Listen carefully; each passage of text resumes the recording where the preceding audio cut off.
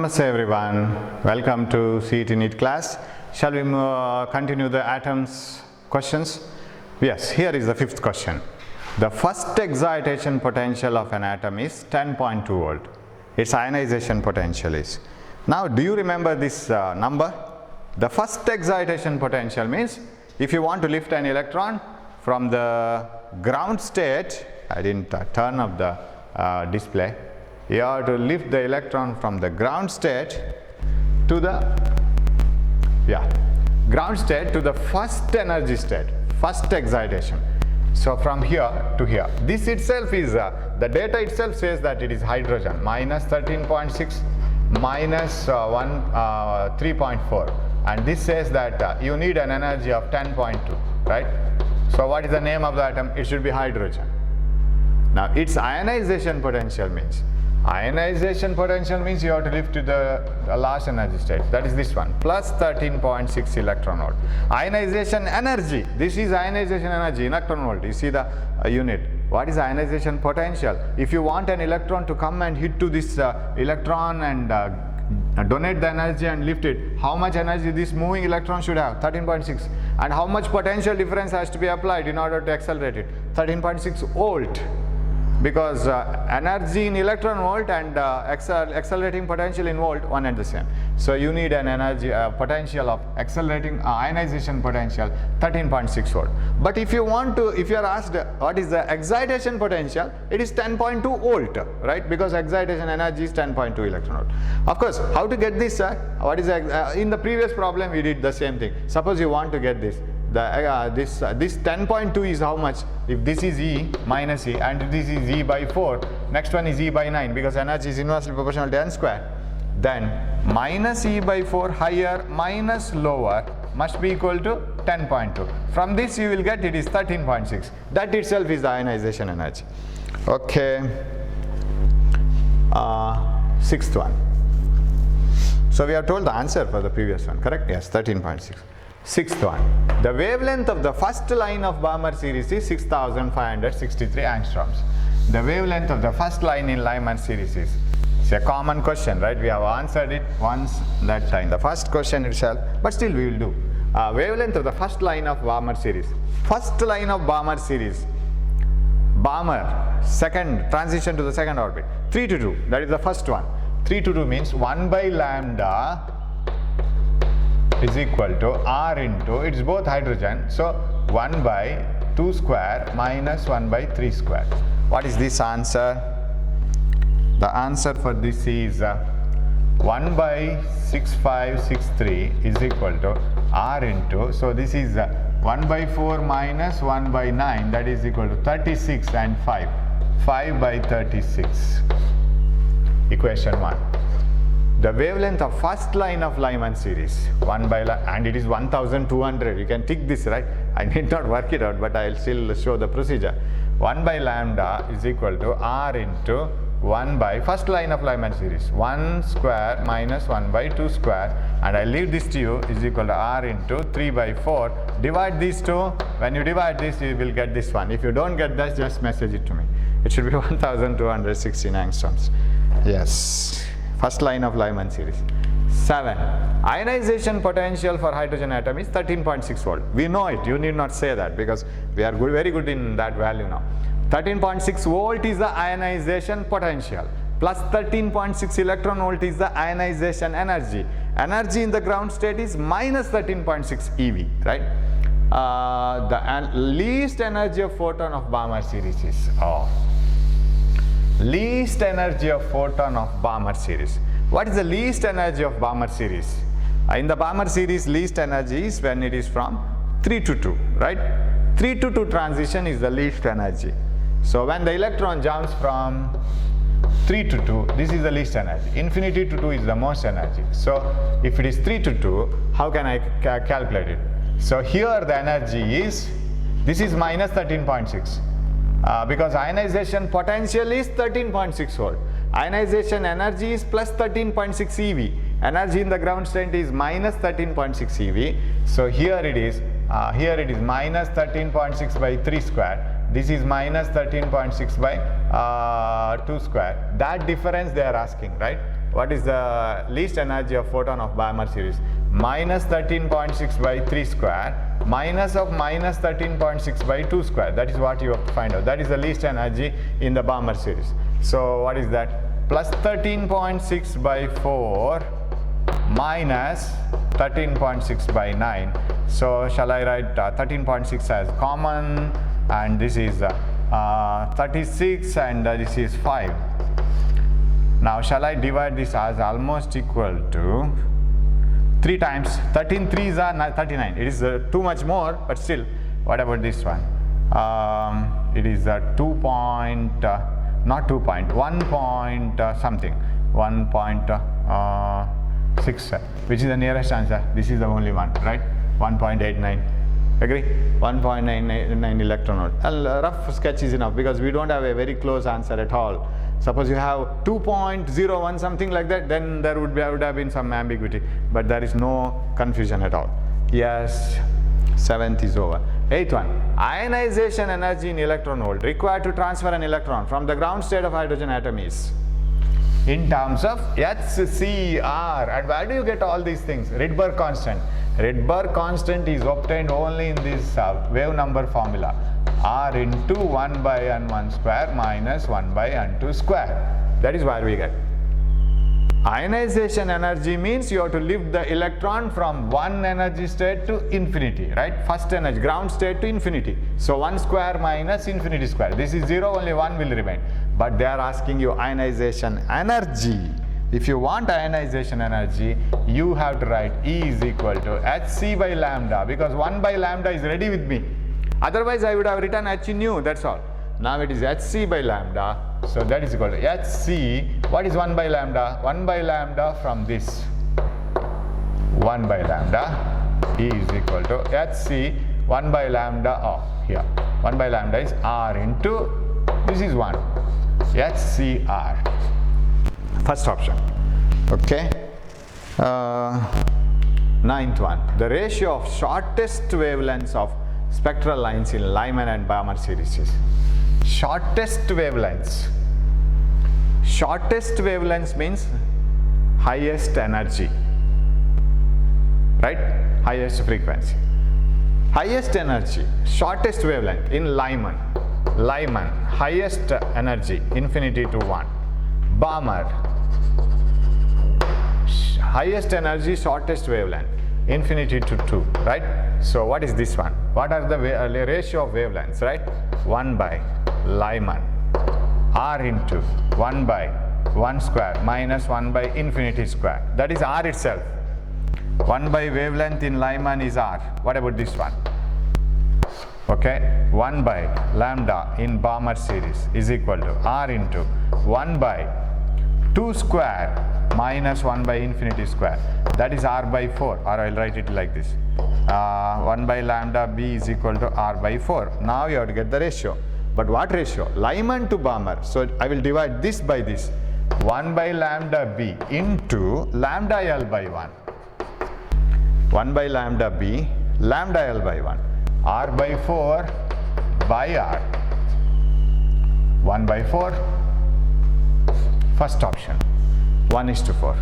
Okay, did you get that? So you must be able to use many formulas for energy difference, wavelength emitted. Say you have 1 by lambda is equal to R into 1 by n1 square minus 1 by n2 square on one part. Sometimes you need to write here, you see, the last problem we did, E1 by n1 square minus E2 by n2 square is equal to energy liberated. So that after working out, you will get the idea of selecting the formula. An electron is in the 6th energy state, okay, and excited to the an electron in the ground state of hydrogen atom is excited to n equal to 6 level. Number of possible transitions, you know it, 1 less 5, then sum of the natural number, 5 plus 4 plus 3 plus 2 plus 1, or n into n plus 1 divided by 2, but n should be 5, 1 less. So is it 15? Right? 5 plus 4 is 9, plus 3, 12, 14, 15. Yes, answer is 15. Okay. 11. Potential energy of an electron in the first orbit of an hydrogen atom is minus 27.2 electron volt. Potential energy of an electron in the first orbit of an hydrogen atom is minus 27.2 electron volt. Only potential energy, right? Only potential energy. Minus z square e to the power 1, and try to remember it. Minus 100 plus 50 is equal to minus 50. Highest potential minus 100. That means double the kinetic energy, right? Finally, answer is kinetic energy, but its value is negative. That is total energy. So, potential energy is double the kinetic energy, but negative. But because kinetic energy is positive, put a negative sign to that. That becomes the potential energy. Oh, that is not at all required. Potential energy of an electron in the first orbit of hydrogen atom is minus 27.2. That is when you put energy by 1 square, first orbit. You put n equal to 1, right? Where total energy, kinetic energy, potential energy, except these 4, 8 and 8, everything is same. So exergy is inversely proportional to n square. What is the potential energy in the second orbit? By 4, that's all. By minus 27.2 by 4. I was explaining something else. Minus 6 point, third option. 12. The de Broglie wavelength of an electron in the first orbit of radius r is s. And this is how using Bohr's theory we were able to get de Broglie wavelength, right? So de Broglie wavelength is also getting connected with the Bohr's theory. It is very interesting like this. If an electron is moving in a circular orbit around the nucleus, it is a moving particle. According to de Broglie, a moving particle should exhibit wave nature, right? Any moving matter should exhibit wave nature. And what is the wavelength of that wave nature exhibited by the moving particle? That is given by lambda is equal to h by p. But if you want to get lambda is equal to h by p, use Bohr's quantization rule, mvr. Angular momentum must be equal to nh by 2 pi. Bring this 2 pi and r together. The rest of the things there. Suppose it is the first orbit of hydrogen atom n equal to 1. What else will remain? 2 pi r is equal to h by mv. I have taken first orbit. What is h by mv? H by mv is lambda de Broglie wavelength, right? That is equal to circumference of the first orbit. So 2 pi r. So de Broglie wavelength in the first orbit of hydrogen atom when it revolves around, and if it behaves like a wave, what is the wavelength associated with the electron in the first orbit? It is 2 pi r. What about the wavelength associated with the electron in the second orbit of the hydrogen atom? 2 into 2 pi r. 2 into 2 pi r, yes. N is big, n becomes 2, that's all. Or 2 pi r by n, yes. Yeah, 2 pi r by n, because n comes here, right? By n. And lambda in the second orbit is 2 pi r by n. So like that, right? Okay. Third orbit 2 pi r by 3. In the first orbit 2 pi r itself. It is the circumference itself. The frequency with which an electron revolves around the nucleus in the nth allowed Bohr orbit is proportional to n to the power x. The value of x is, you know, it is n to the power 3 minus 3. Frequency means angular frequency, omega. But period is directly proportional to n cube, right? Period is directly proportional to n cube, inversely proportional to z square. But omega, that is angular frequency, is inversely proportional to period, so directly proportional to z square, inversely proportional to n cube, n to the power minus 3, option 4. 14th, if L is the angular momentum of an electron in the first allowed orbit of hydrogen atom, then the angular momentum of the electron in the third allowed orbit is, you know, directly that mvr, angular momentum, is equal to nh by 2 pi, right? Very direct one. h 2 pi and r is constant. It is n times. In the third orbit it should be 3l, that's all. Very simple. The Bohr's postulate itself says angular momentum must be equal to nh by 2 pi, n times more. Yeah, according to classical theory of radiation, when an electron moves round a nucleus in a circular orbit, yes, classical theory means that one used by Rutherford, where we take that an electron absorbs the energy and gives away the energy in the form of continuous values. It is not in the form of packets. But nowadays we know that energy is not absorbed by electron in all the forms. It is all the forms means in all the values. It is absorbed only in quantas, packets of energy.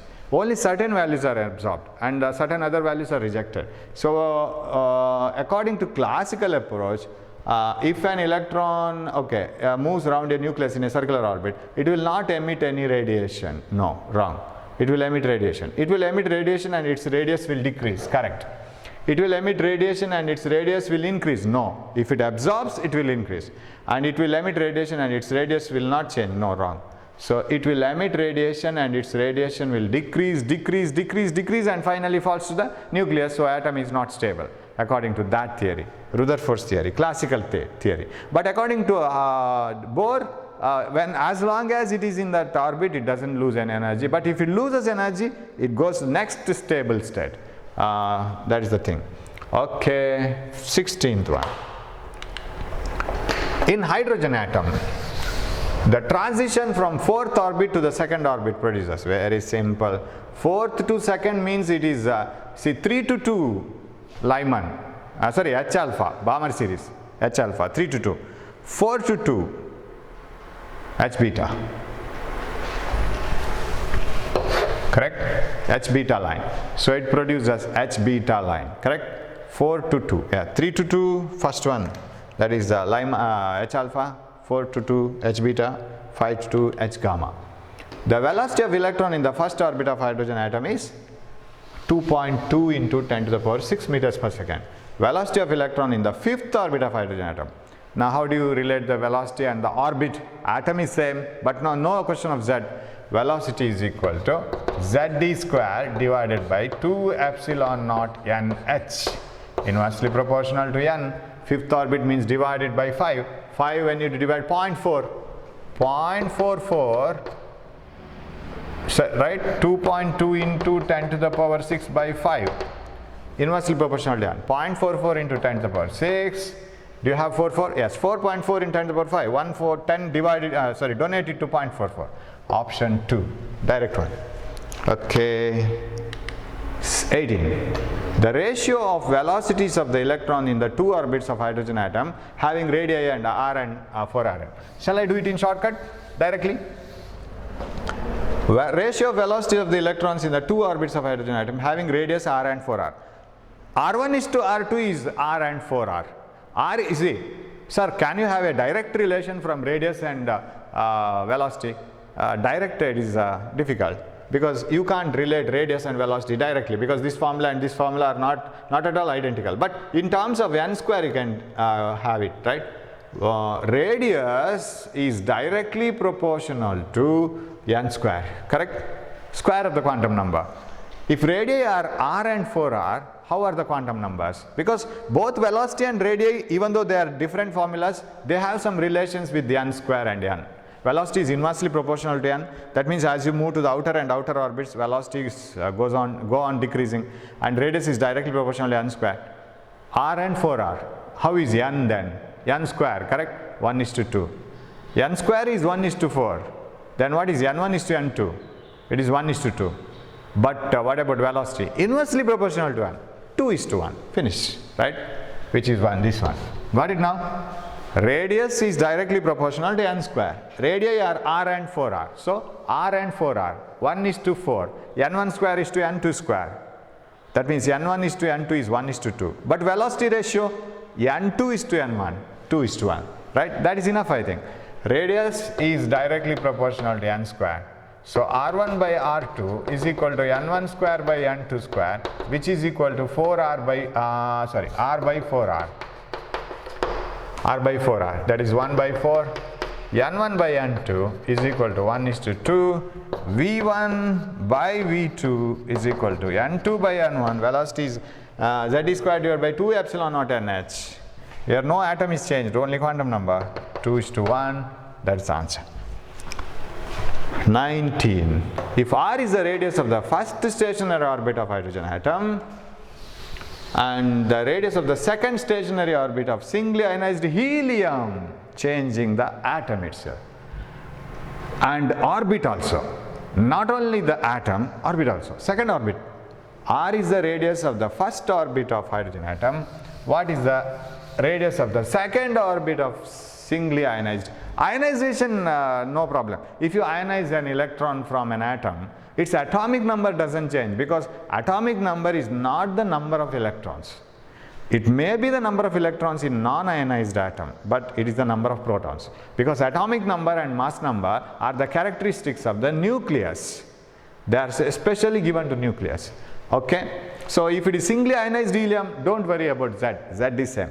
Okay, if R is the radius of the first stationary orbit of hydrogen atom, then the radius of the second stationary orbit of helium. Radius is directly proportional to n square, epsilon naught n square s squared by pi m z e square, inversely proportional to z. Okay, R directly proportional to radius of first stationary orbit of hydrogen atom, first stationary orbit of hydrogen atom 1. What is the radius of the second stationary orbit of singly ionized helium? I have written this formula. Second stationary orbit, 2 square, helium 2, atomic number. So what is R dash by R is equal to, this is 2 square by 2, 2, 4 by 2, 2, and this is 2 by 1, right? This 2, R dash 2 by R 1. R dash is equal to 2R, option 3. Yes. 20. The ratio of energy of the electron in its first excited state to that the second excited state of hydrogen. Ratio of energy of the electron in the first excited state and that of the second excited state of hydrogen. First excited state, n equal to 2. Second excited state, n equal to 3. Ground state, first excited, n equal to 2. Second excited, n equal to 3. Ground state 1. Ratio of energy of the electron in the first excited state. Suppose the ground state energy is E, then energy in the first excited state, say n equal to 2, is minus E by 2 square. In the third state, that is second excited state, minus E by 3 square. So divide them. It is inversely proportional to n square, that's all.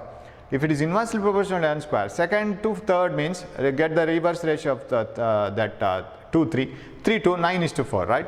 That's what you have to do. 9 is to 4. So E2, second excited state by third excited state, minus gets cancelled. Second is 1 by 4, E gets cancelled. This is 9 by 1. 9 is to 4. 21. Which of the following transitions in the hydrogen atom emits photons of lowest frequency? Okay, of course, this is the answer. Okay, you can see that answer there marked, right? Because I don't want to spend time in waste time in working it out. So there is a dot here. There is a, you might have seen that. So only the thing is, see what is different here. Which of the following transitions in the hydrogen atom emits photons of lowest frequency? Lowest frequency means lowest energy, right? And you know that energy is given by that transition. 1 by lambda is R into 1 by n1 square minus 1 by n2 square. Yeah, R is a constant. E is equal to hc by lambda, that is equal to RHC into 1 by n1 square minus 1 by n2 square. And when you use this formula for different transitions, this is the only term which is getting changed. RHC remain constant. Calculate 1 by 2 square minus 1 by 1 square. 1 by 4 square minus 1 by 2 square. 1 by 4 square minus 1 by 3 square. 1 by 3 square minus 1 by 1 square. Which gives least value, that gives the least energy. Least frequency. So lowest energy means lowest frequency. That's all. Oh, you could have written as nu is equal to C by lambda. That is all over, right? And only this thing has to be calculated. Calculate it. Third option is the correct one. Do it yourself. But I have told the method. We will move on to 22nd question. Right. Radius of the first orbit of hydrogen is 0.5 angstroms. If the radius of one of the higher orbit is 12.5 angstroms, then the value of n is S. As the electron moves to the outer and outer orbits, the radius is directly proportional to n square, because radius is getting bigger and bigger. R1 is to R2 is to R3 is 1 square is to 2 square is to 3 square is to 4 square. So radius of some orbit is 12.5 angstroms. So 12.5 angstroms must be equal to some n square times 0.5 angstroms, isn't it? N square times the radius of the first orbit. What is n square? So this is half. Half this is into 2. 25 is equal to n square. What is n equal to? 5. That's all. This is 1 by 2. 1 by 2, this is 12 and a half, 25. N is 5. It is the 5th orbit. So 5th orbit, 5 square into 25. That is 12 and a half. Okay. 22nd is over. 23rd. The ratio of the areas within the electron orbits of ground state of the ground state to the first excited state of the helium ion is S. Ratio of the areas. If the electron is moving in the first orbit, what is area? Second orbit, what is area? So from where do we get the areas are? Area is pi r square. You know the r square, right? So we will do it in a shortcut, right? Area is directly proportional to r square. R square is directly proportional to n square. So because radius is epsilon naught n square s square divided by pi m z square. Radius is directly proportional to n square. If area is proportional to r square is directly proportional to n to the power 4. Area is directly proportional to n to the power 4. The ratio of areas of the electron in the orbits of the ground state to the first state. Ground state 1 to the power 4. First excited state 2 to the power 4. That means 1 is to 16. Don't have answer. I have changed it actually. Oh, this option is not changed and you have changed it. 1 is to 16, right? How come it has not been changed? In the question paper I have changed. Okay, 1 is to 16, right? So it starts from here. Radius is directly proportional to n square. But area is directly proportional to r square, directly proportional to n to the power 4. And electron from the ground state to the first excited state. Ground state 1 to the power 4. First excited state 2 to the power 4. It is 16. 1 is to 16. So change the second option to 1 is to 16. Okay. Yeah, that's all. Then 24. In an atom, 2 electrons move around the nucleus in circular orbits r and 4r. Okay. So you got the ratio of n, right? 1 is to 2. Radius r and 4r.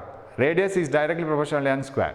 So 1 is to 2, n 1 is to n. The ratio of the time taken by them to complete one full revolution. Time, you see, all formulas. Quantum number is the one which connects everything. Because everything is some or other way proportional to quantum number. Now radii are in the ratio 1, okay, we will go for shortcut in the mental calculation. 1 is to 4 radii. N 1 is to 2. What about period? Period is directly proportional to n cube. Angular frequency is inversely proportional to n cube, right? If period is directly proportional to n cube, n1 is to n2 is 1 is to 2. 1 is to, oh, I changed the answer here. You see 1 is to 16. I should have changed it in the previous question. Now I have 1 is to 16. But here the answer is 1 is to 8, right? This suits. 1 is to 8. Why? Because radius ratio 1 is to 4, r 4r. So 1 is to 4. What is n1 square is to n2 square? 1 is to 4. n1 is to n2. 1 is to 2. But what about period? Time taken to complete one full reaction? N cube. 1 cube, 2 cube. 1 is to 8. I have changed 160. That has to be changed in the previous answer. Okay. So 24 is over. 1 is to 8. 25. Energy levels A, B, C of a certain atom corresponding to increasing values of energy. Yeah.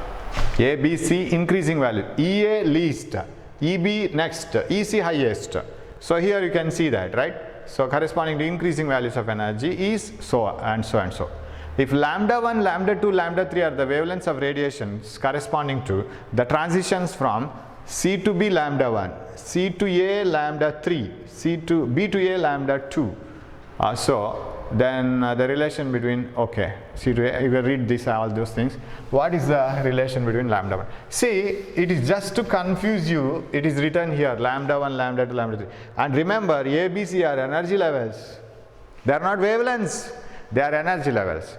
That means this is energy level, what are the energy levels? EA, EB and EC. So I will write the energy levels here. You are confused here actually. They are trying to confuse you as much as possible. EA and EB and EC are the energy levels A, B, C are corresponding to increasing values of energy EA, EB, EC. And this is lambda 1, but here the energy emitted is different, EC minus EB. And what about here? Lambda 2, lambda 3. Okay. Now what the thing is, for example in hydrogen, minus 13.6, minus 3.4 and minus 1.51, that is what you get, right? And that means what you have to do here is, now we have to take the difference. Are the wavelengths of radiation corresponding to transitions from C to B, C to A and A to C. That's all right. Okay. Then you see, this is the highest energy, right? While transiting from here to here, what the energy you get? EC minus EA. What the energy you get from when the electron jumps from EC to EA must be equal to the energy that you get from EC minus EB plus EB minus EA. Do you agree this? This energy difference plus this energy difference must be equal to this energy difference. You can try to calculate it. This difference plus this difference must be equal to this energy difference. Okay, now put it in terms of wavelength. What is energy difference or energy? Hc by lambda. So you will get Hc by lambda, Hc by lambda, Hc by lambda. Hc I can take it out and cancel. I don't write Hc by lambda. I write only by lambda. Ec minus Ea, 1 by lambda 1, correct? Is equal to Ec minus Ea is equal to Ec minus Eb. Ec minus Ea is lambda 3. 1 by lambda 3 is equal to EC minus EB 1 by lambda 1 HC plus EB minus EA 1 by lambda 2. Take the common denominator. Lambda 1, lambda 2, lambda 1 plus lambda 2. What is lambda 3? Lambda 3 is equal to lambda 1, lambda 2 divided by lambda 1 plus lambda 2. Option B. The only glitch here is there are chances of getting confused with this itself as wavelength. That is wavelength emitted. Difference is energy. Energy is Hc by lambda. So add the energies, not the wavelength. But energy is inverse proportional to wavelength. Okay. Shall we move on? 26. Yeah. You can read the question. A beam of fast moving alpha particles were directed towards a thin film of gold. Okay, that is Rutherford's alpha particle experiment. And the parts A dash, B dash, C dash of the transmitted and reflected beams. Yes, see, B going and coming B dash, A going towards A dash, C going towards C dash. That is the path of all the. Actually, it should be the parts. No, the parts. It should be the paths. A dash, B dash, C dash of the transmitted and reflected beams. It should be the path, not parts. Path of the beams corresponding to the incident parts A, B, C of the beam are shown in the adjoining diagram. The number of alpha particles in. Yes, you know that it is alpha particle experiment, scattering experiment, and from this Bohr was able to. Rutherford was able to get the conclusion that. Very few alpha particles went like this and came back, means the whole atom should be squeezed and nucleus should be the core, and it is concentrated at a very high dense place, that is called nucleus, and most of them deflected. And this is wrong actually. Here there shouldn't be any deflection. Here it should be a little bit of deflection. Now what are the answers given? Yeah. The number of, what is that called? Number of alpha particles, right? No, not that one. You have to go back. The number of alpha particles, yes. It should be less here, very few, and more here, right? Undeflected. B dash will be maximum. Wrong, ruled out. No question at all. B dash will be. A dash will be maximum. Yes. Because away from the nucleus they are maximum. And B dash minimum. Yes, correct. A dash will be minimum. No. Here it is minimum. No. Here they are maximum. C dash will be minimum. No, wrong. Here there will be maximum number because you are going away from the atom. So this is the correct answer. Here it is maximum number of neutrons passing out are observed on the screen, zinc sulfide coated screen, and here very few number of alpha particles return back. So that is the conclusion. Okay. Figure shows the energy levels P, Q, R and S. G is the ground state, and G of an atom, where G is the ground state. A red line in the emission spectrum of the atom can be obtained by an energy level change from Q to S. P, Q, R, S, ground state. P, Q, R, S, ground state. So here this corresponds to red. Okay. Red corresponds, red transit. Actually, the energy levels are not like this, because energy levels, the energy goes on decreasing as inversely as the square of the quantum number. So this gap is more, next one is less, less, very less, so it becomes narrower. So P, Q, R, S, G. Q to S is the first transition given, and they say that it is red color. Okay.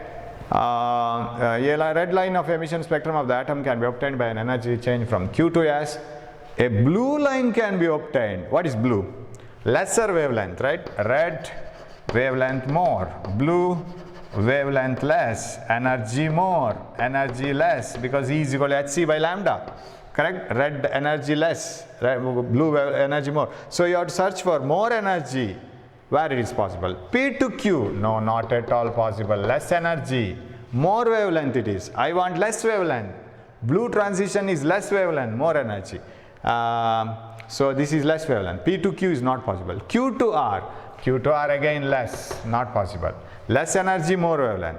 R to S is possible.